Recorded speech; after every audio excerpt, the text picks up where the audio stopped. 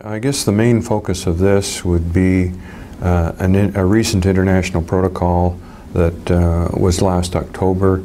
It's now what was formerly known, we'll call it now, as access and benefit sharing, might now be better known as the Nagoya Protocol, named after Nagoya, Japan, where in fact there is an international protocol under the United Nations Environment Program, so that means the environmental agencies take the lead role in terms of negotiating this protocol.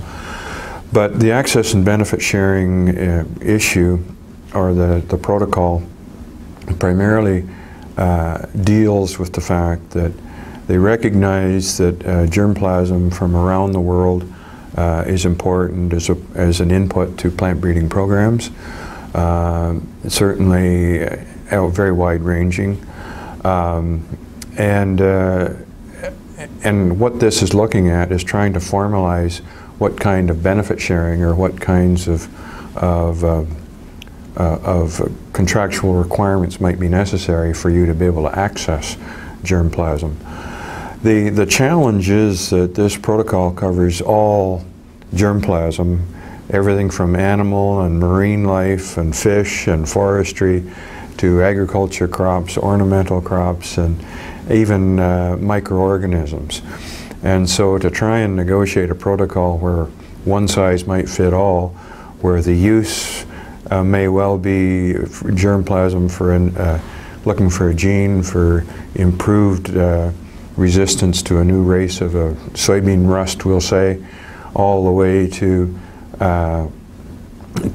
utilization of a medicinal trait in a plant that might have been known and have some pharmaceutical value. And of course, the real challenge is not just the diversity of this and the diversity of uses, but the text of the protocol is left very vague in many, many places. An example might be they might speak to how an issue might be handled, but then it concludes as, quote, as appropriate. So it's still left wide open for countries to interpret as they might. And quite frankly, the expectations of what might come out of this are all over the map.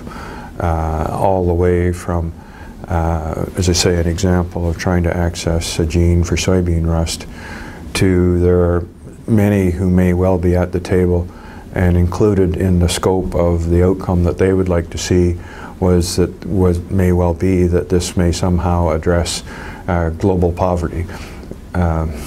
So it's pretty wide scope, pretty vague, and pretty wide expectations as to what might come out of this.